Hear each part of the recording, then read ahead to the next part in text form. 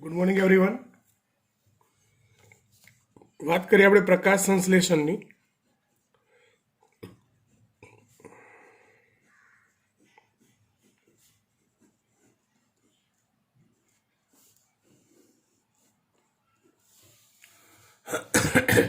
જો પ્રકાશ સંશ્લેષણ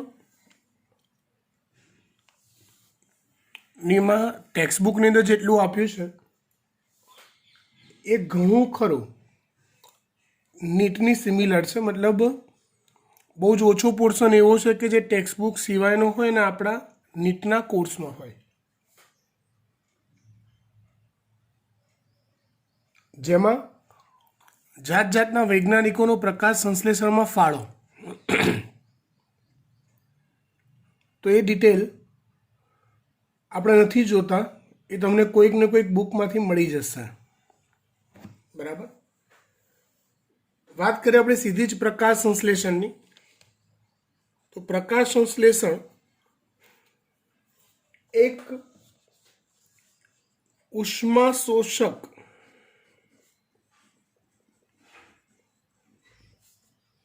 જૈવ રાસાયણિક પ્રક્રિયા છે.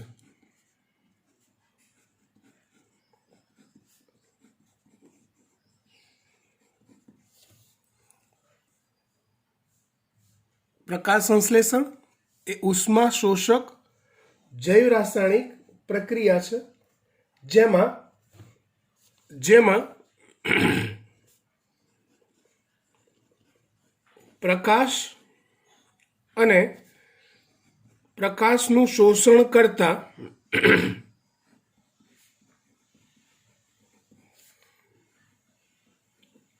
રંજક દ્રવ્યો ની હાજરીમાં પ્રકાશ અને પ્રકાશનું શોષણ કરતા રંજક દ્રવ્યોની હાજરીમાં કાર્બોદિતનું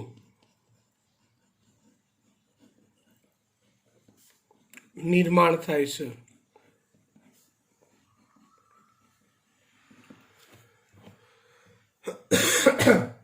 જો અને આ ઘટના દરમિયાન મુખ્ય નિપજ કાર્બોદિત થઈ અને ઉપનિપજ એટલે કે આડપેદાશ એ O2 મુક્ત થાય છે.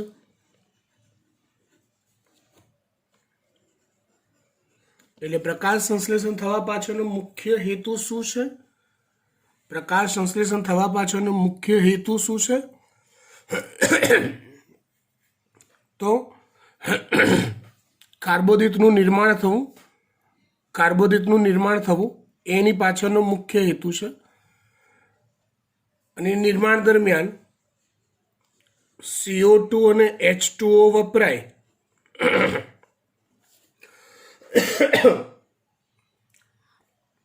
એ નિર્માણ દરમિયાન CO2 અને H2O વપરાય અને અંતે કાર્બોદિતનું નિર્માણ થાય અને ઉપનિપજ તરીકે O2 મુક્ત થાય. સમગ્ર પ્રક્રિયા કંઈક આ રીતે દર્શાવી શકાય: 6CO2 plus 12H2O, 6CO2 plus 12H2O gives C6H12O6 plus 6O2 plus 6H2O. અહીંયા આવશે રંજક દ્રવ્યો અને પ્રકાશની હાજરીમાં રંજક દ્રવ્યો હાજર હોય ત્યારે 6CO2 અને 12H2O માંથી C6H12O6 અને O2 બને છે, જેમાં CO2 માંથી કાર્બોદિત અથવા ગ્લુકોઝ બને છે અને O2 જે છે એ H2O માંથી પેદા થાય છે.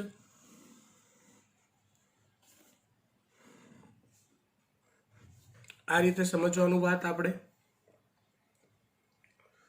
હવે પૃથ્વી પર જેટલું પણ પ્રકાશ સંશ્લેષણ થાય છે, પૃથ્વી પર જેટલું પણ પ્રકાશ સંશ્લેષણ થાય છે તે પૈકી આશરે 90% જેટલું પ્રકાશ સંશ્લેષણ જલીય વનસ્પતિ દ્વારા થાય છે. અને એમાં પણ એવું એ 90% પૈકી પણ તમે જોવા જાઓ તો 85% જેટલું તો ફક્ત લીલ દ્વારા થાય છે. એનું એક સીધું સાદું કારણ છે. પૃથ્વી પરનો સમગ્ર ભૌગોલિક વિસ્તાર છે એમાં 3 ભાગ પાણી છે અને 1 ભાગ ભૂમિ છે. બરાબર, સમુદ્ર વિસ્તાર મહત્તમ છે પૃથ્વી પર. તો ઓબ્વિયસલી જો સમુદ્ર વિસ્તાર મહત્તમ હોય તો સમુદ્ર કે પાણીમાં જોવા મળતી જે વનસ્પતિઓ છે એના દ્વારા પ્રકાશ સંશ્લેષણ વધુ માત્રામાં થતું હોય. તો કુલ જલીય વનસ્પતિ જે છે પૃથ્વી પર થતા પ્રકાશ સંશ્લેષણનો લગભગ 90% જેટલું પ્રકાશ સંશ્લેષણ કરે છે. અને એમાં બી જે જાત જાતની ભાત ભાતની લીલ છે એ ટોટલ 85% જેટલું પ્રકાશ સંશ્લેષણ કરે છે. બાકી બચેલું 10% જેટલું પ્રકાશ સંશ્લેષણ એ સ્થળ જ વનસ્પતિ કરે છે. બાકી બચેલું 10% જેટલું પ્રકાશ સંશ્લેષણ એ સ્થળ જ વનસ્પતિ કરે છે. જો સૌ પ્રથમ વાસ્તવિક પ્રકાશ સંશ્લેષણ.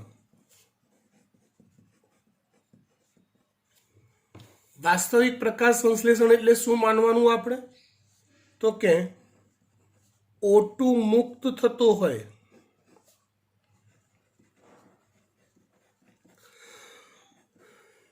એવું વાસ્તવિક પ્રકાશ સંશ્લેષણ, મતલબ કે O2 મુક્ત થતો હોય એવું પ્રકાશ સંશ્લેષણ સૌ પ્રથમ સાયનોબેક્ટેરિયા, પણ એમાં પણ એક ટિપિકલ સાયનોબેક્ટેરિયા છે,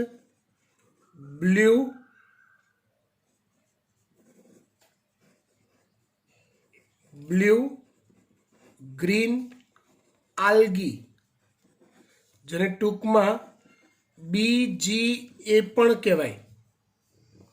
બ્લુ ગ્રીન આલ્ગી અથવા BGA દ્વારા દર્શાવાયું. એટલે જો પોતાના પોષણની પ્રાપ્તિ અથવા ખોરાક ઉત્પન્ન કરવા માટે BGAની પહેલાં પણ ઘણા બેક્ટેરિયા કે ઘણા સજીવો એવા હતા કે જે પ્રકાશ શક્તિનો ઉપયોગ કરતા હતા, પણ એ અજારક ટાઈપનું શ્વસન થતું હતું. મતલબ કે એવા પ્રકારનું પ્રકાશ સંશ્લેષણ થતું હતું કે જેમાં નિપજ તરીકે O2 ઉત્પન્ન નહોતો થતો. નિપજ તરીકે O2 ઉત્પન્ન કરવાની શરૂઆત સૌ પ્રથમ કોણે કરી છે? તો કે બ્લુ ગ્રીન આલ્ગીએ કરી છે. સમજણ પડી વાત? ઓકે. હવે કેટલીક વનસ્પતિઓ એવી પણ છે કે જે વનસ્પતિ છે પણ એમાં પ્રકાશ સંશ્લેષણ થતું જોવા મળતું નથી. દાખલા તરીકે વાત કરીએ આપણે અમરવેલ અને ફૂગ. આ બંને કહેવાય વનસ્પતિઓ. અમરવેલ અને ફૂગ આ બંને કહેવાય વનસ્પતિઓ, પણ એમની અંદર પ્રકાશ સંશ્લેષણ જોવા મળતું નથી. કોઈ એવું છે જ નહીં કે જેના દ્વારા પ્રકાશ સંશ્લેષણ થઈ શકે. કોની વાત છે આ? અમરવેલ અને ફૂગની.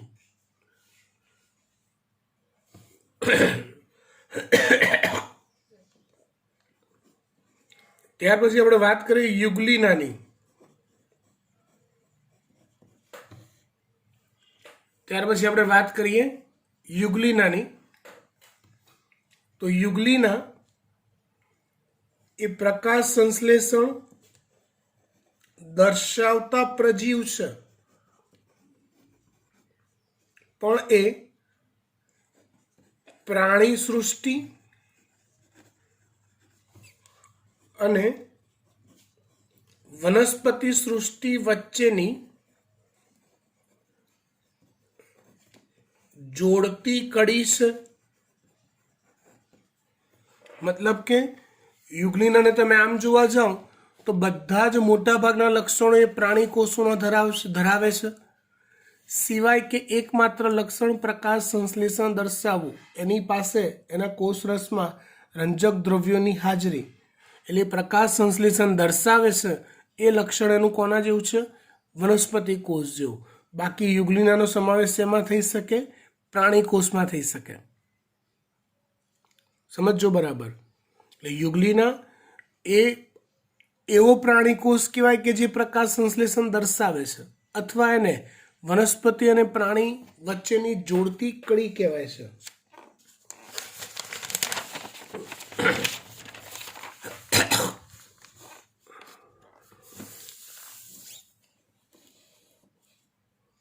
ત્યાર પછી વાત કરીએ આપણે ગળો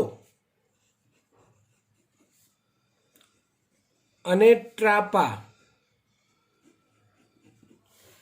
આ બંને ના મૂળ પરિપાચી હોય છે. પરિપાચી એટલે હવામાં લટકતા અને પ્રકાશ સંશ્લેષણ દર્શાવતા હોય એવા. પરિપાચી મૂળ એટલે હવામાં લટકતા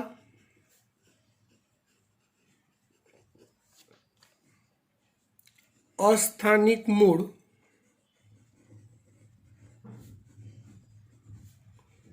કે જે પ્રકાશ સંશ્લેષણ દર્શાવતા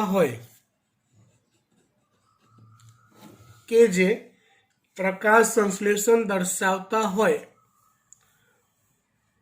તો એને પરિપાચી મૂળ કહેવાય. એટલે ગળો અને ટ્રાપા એવી વનસ્પતિ છે કે જેમાં મૂળ દ્વારા પ્રકાશ સંશ્લેષણ થાય છે. બરાબર. પ્રકાશ સંશ્લેષણની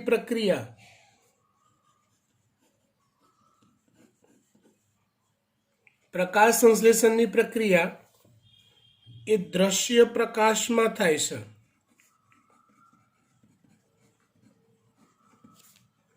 અથવા દ્રશ્ય પ્રકાશનું શોષણ મહત્તમ થાય છે, એમાં એવું કહેવાય. પણ લાલ રંગના પ્રકાશમાં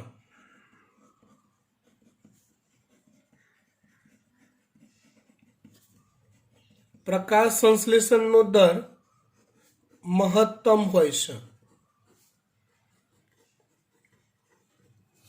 પરંતુ લાલ રંગના પ્રકાશમાં પ્રકાશ સંશ્લેષણનો દર મહત્તમ હોય છે. એટલે કે આમાં કેવું કહેવાય કે જો તમે સાતે પ્રકાશનું મિશ્રણ, એટલે કે સફેદ પ્રકાશ, સાતે પ્રકાશનું મિશ્રણ કરો, સફેદ પ્રકાશ હોય તેમાં વ્યક્તિગત પ્રકાશ કરતા હંમેશા વધુ પ્રકાશ સંશ્લેષણ થાય. તમારાનું અર્થઘટન શું સમજવાનું કે એકલો લાલ પ્રકાશ આપો, એકલો વાદળી પ્રકાશ આપો, એકલો જાંબલી પ્રકાશ આપો, એકલો લીલો પ્રકાશ આપો, તો એવા સિંગલ તમે જાની વાલી પીનારા આવા કલર સિંગલ તમે આપો છો, તો એ સિંગલ કલરમાં સૌથી વધુ પ્રકાશ સંશ્લેષણ લાલ પ્રકાશમાં થાય. હું પેલા જાંબલી રંગનો પ્રકાશ આપું, નીલા રંગનો આપું, વાદળી રંગનો આપું, આવા અલગ કલર હું વ્યક્તિગત રીતે આપતો જાઉં અને પછી ચેક કરું તો એ બધામાં સેપરેટલી જોવા જાવ તો લાલ રંગના પ્રકાશમાં પ્રકાશ સંશ્લેષણ સૌથી વધુ થાય. પણ પણ સમજો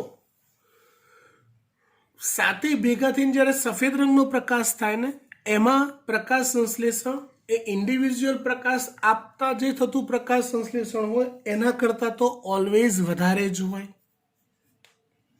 એના કરતાં તો ઓલવેઝ કેવું હોય, વધારે જ હોય. એનીવે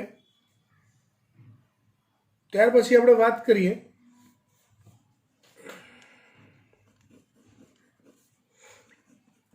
પ્રકાશ સંશ્લેષણની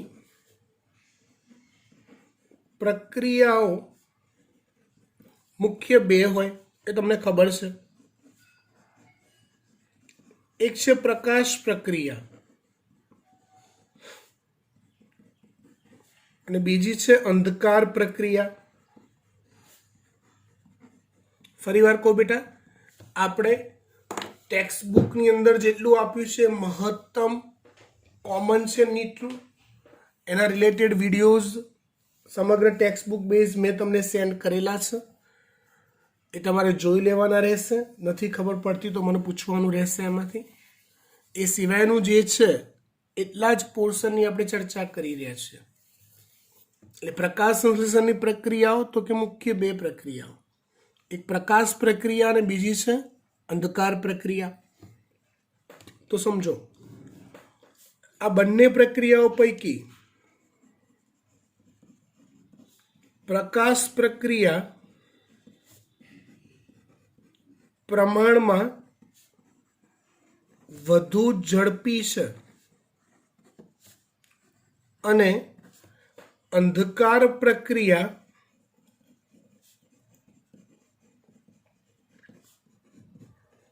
તેની સાપેક્ષે ધીમી છે. પ્રકાશ પ્રક્રિયા પ્રમાણમાં વધુ ઝડપી છે અને અંધકાર પ્રક્રિયા તેની સાપેક્ષે ધીમી છે. પ્રકાશ પ્રક્રિયા પ્રમાણમાં વધુ ઝડપી છે, અંધકાર પ્રક્રિયા તેની સાપેક્ષે કેવી છે, ધીમી પ્રક્રિયા છે. એ ખબર કેવી રીતે પડે? તો પ્રકાશ પ્રક્રિયાનો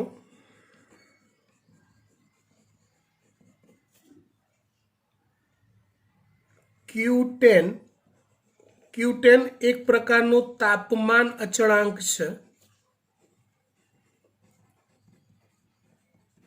જે આપણને પ્રક્રિયાનો વેગ કેટલો છે એકબીજાની સાપેક્ષે એ જાણવામાં મદદ કરે. તો પ્રકાશ પ્રક્રિયાનો Q10 અથવા તાપમાન અચળાંક 1 છે, જ્યારે અંધકાર પ્રક્રિયાનો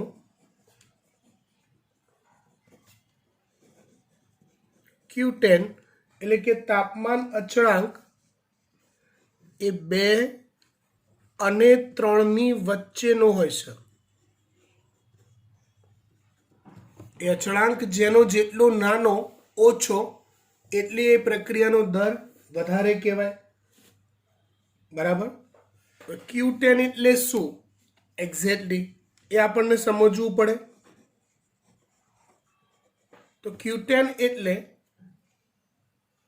પ્રક્રિયાના દરમાં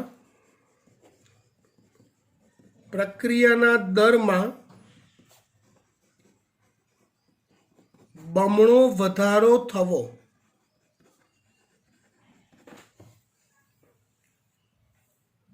એકમ સમયમાં પ્રક્રિયાના દરમાં બમણો વધારો થવો એને Q10 કહેવાય છે, તાપમાન અચળાંક. એ સમયે તાપમાન શ્રેણીમાં 10°C વધારો થાય છે. એ સમયે તાપમાન શ્રેણીમાં 10°C વધારો થાય છે એટલે Q10 તાપમાન કહેવાય. બરાબર? Q10 તાપમાન અચળાંક કહેવાય. તો પ્રકાશ પ્રક્રિયાનો દર વધારે છે કોના કરતાં? અંધકાર પ્રક્રિયા કરતાં. એટલે એક સરસ જાણવા જેવી વાત કહું, કામની વાત.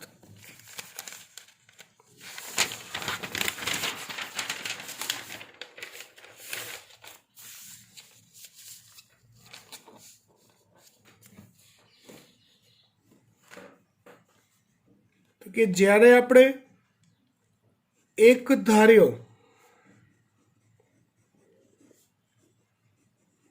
સતત પ્રકાશ હોય, એક ધાર્યા સતત પ્રકાશ કરતા અસતત પ્રકાશમાં, એક ધાર્યા સતત પ્રકાશ કરતા અસતત પ્રકાશમાં પ્રકાશ સંશ્લેષણનો દર વધુ હોય છે. મતલબ શું? તો જુઓ, પ્રકાશ પ્રક્રિયા આપણે લઈએ,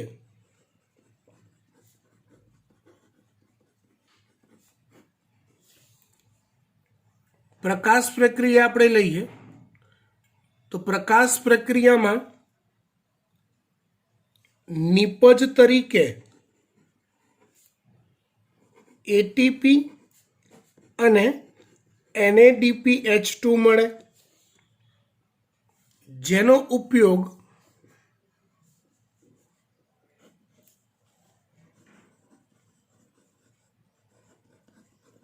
અંધકાર પ્રક્રિયામાં થાય છે. એટીપી અને NADPH2 મળે, જેનો ઉપયોગ અંધકાર પ્રક્રિયામાં થાય છે. સમજો. હવે જો સતત પ્રકાશ મળ્યા કરે,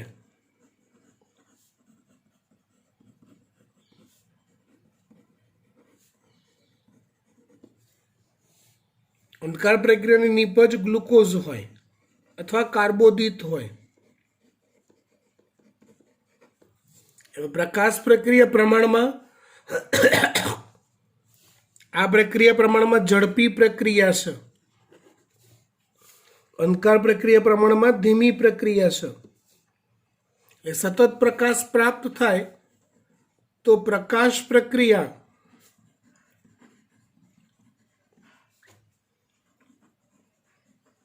ઝડપી થાય છે. આમે ઝડપથી થતી પ્રક્રિયા છે, એટલે એટીપી અને NADPH2 એઝ એ નિપજ તરીકે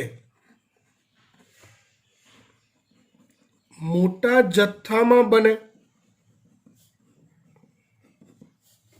પરંતુ સામે અંધકાર પ્રક્રિયા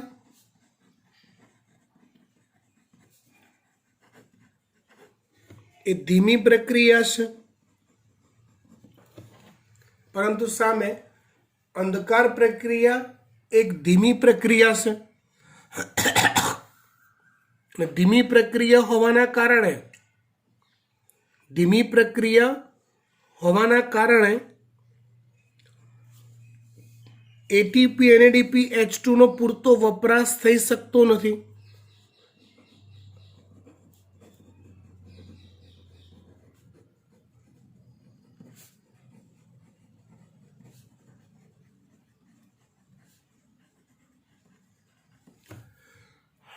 એટલે જો અસતત પ્રકાશ મળતો હોય, મતલબ શું? થોડીક વાર પ્રકાશ મળે, થોડીક વાર ના મળે, થોડીક વાર મળે, થોડીક વાર ના મળે, એવું, જેને આપણે અસતત પ્રકાશ કહીએ. એટલે જ્યારે આ અસતત પ્રકાશ પ્રાપ્ત થતો હોય ત્યારે એટીપી અને NADPH2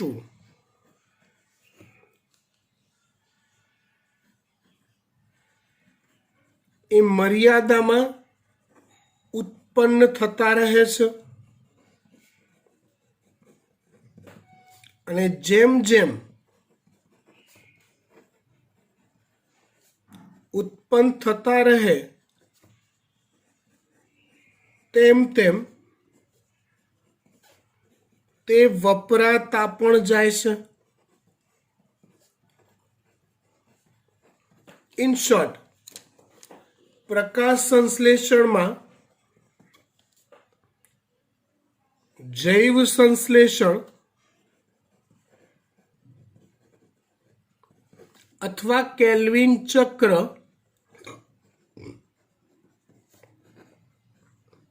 ए नियंत्रक प्रक्रिया है।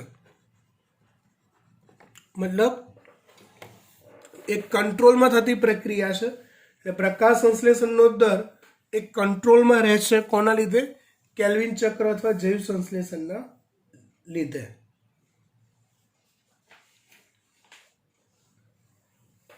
त्यार पछी एक अगत्यनी बात करिए आपणे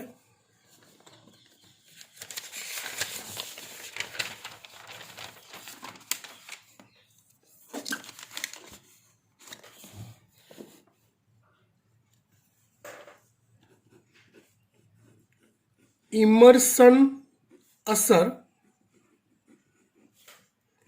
अथवा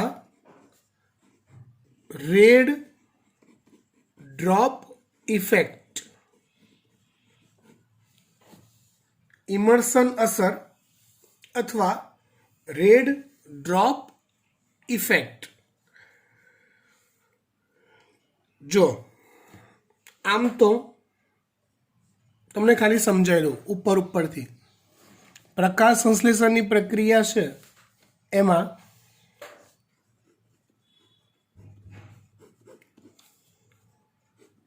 चक्रीय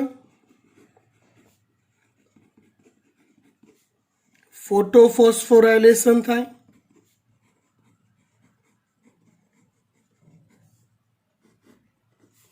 तेमज अचक्रिय फोटोफोस्फोराइलेशन थाय। फोटोफोस्फोराइलेशन में अने पछी जैव संश्लेषण के केल्विन चक्र थाय। जो चक्रीय फोटोफोस्फोराइलेशन जे छे एमां खाली PS1 एक ज भाग ले छे, ज्यारे अचक्रीय फोटोफोस्फोराइलेशन में PS1 અને PS2 આ બંને ભાગ લેશે। ચક્રીય ફોટોફોસ્ફોરાઇલેશનમાં PS1 ભાગ લેશે, જ્યારે અચક્રીય ફોટોફોસ્ફોરાઇલેશનમાં PS1 અને PS2 આ બંને ભાગ લેશે। તમને જો યાદ હોય તો PS1 ને P700B કહેવાય અને PS2 ને P680 પણ કહેવાય। હવે ઇમર્સન નામના વૈજ્ઞાનિકે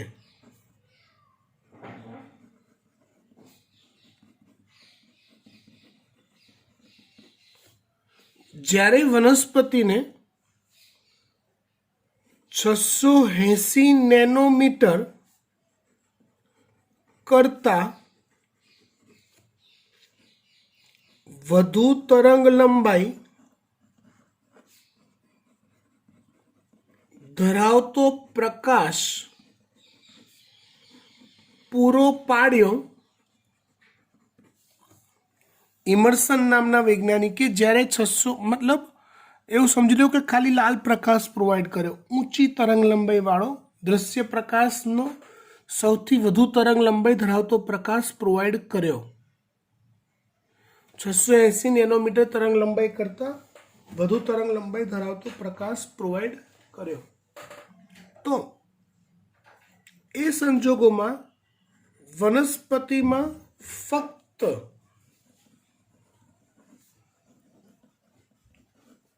चक्रीय फोटोफोस्फोराइलेशन ज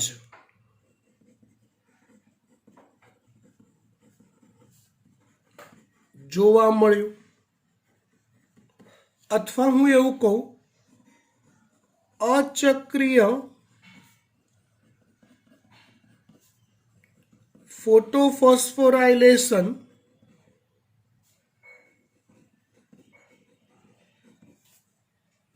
અટકી ગયું અથવા ધીમું પડી ગયું।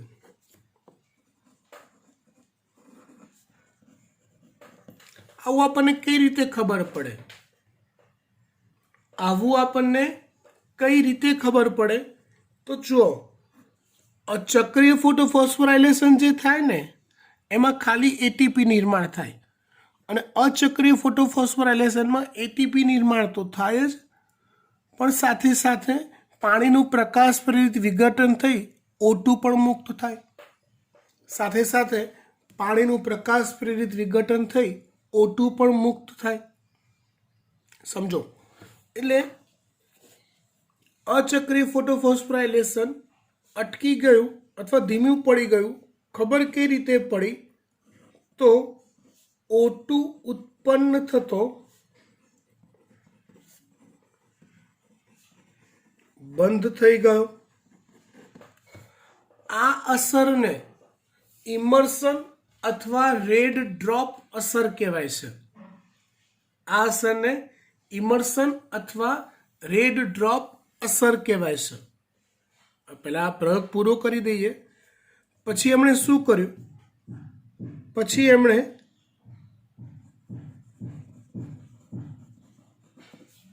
$680 નેનોમીટર પ્લસ 680 નેનોમીટર કરતા ઓછી ડાઉન તરંગ લંબાઈ વાળો પ્રકાશ, ટૂંકમાં ઓલ ઓવર પ્રકાશ પાછો આપ્યો વનસ્પતિને.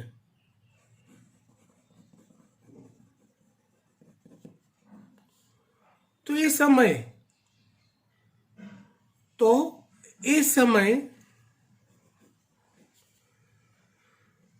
ચક્રીય અને અચક્રીય એ બંને પ્રકારના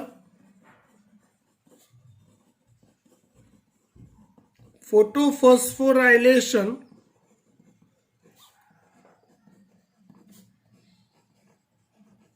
જોવા મળ્યા. ઇન શોર્ટ, ઓછી તરંગ લંબાઈ વાળો પ્રકાશ જો હાજર હોય 680 નેનોમીટર કે તેનાથી ઓછી, તો જ અચક્રીય ફોટોફોસ્ફોરાયલેશન થાય છે. એટલે રેડ ડ્રોપ અસર એક્ઝેક્ટલી કોને કહેવાય? તો કે 680 નેનોમીટર તરંગ લંબાઈ ધરાવતા પ્રકાશથી વધુ પ્રકાશમાં આપતા વનસ્પતિમાં ફક્ત ચક્રીય ફોટોફોસ્ફોરાયલેશન થાય.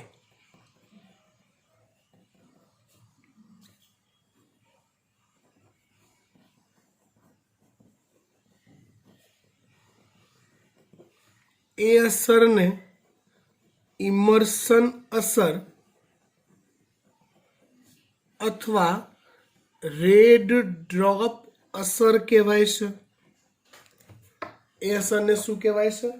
ઇમર્શન અસર અથવા રેડ ડ્રોપ અસર કહેવાય છે. ખબર પડી વાત? ત્યાર પછી ક્વોન્ટમ જરૂરિયાત, વનસ્પતિની ક્વોન્ટમ જરૂરિયાત અને એને રિલેટેડ કેટલાક બીજા મુદ્દા છે એ આપણે જોઈશું આવતા લેક્ચરમાં.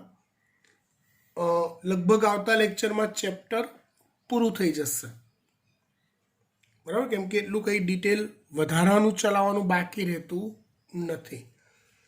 તમારે લોકોએ ટેક્સ્ટબુક પ્રમાણે ચેપ્ટર પરફેક્ટ તૈયાર કરવું પડશે. અને ટેક્સ્ટબુકની લાઇન ટુ લાઇનનું સમગ્ર મટીરિયલ મેં તમને ઓલરેડી પ્રોવાઈડ કરેલું છે, બરાબર? એના વિડીયોઝ તમારે જોવા પડશે, તૈયાર કરવા પડશે. Okay, by.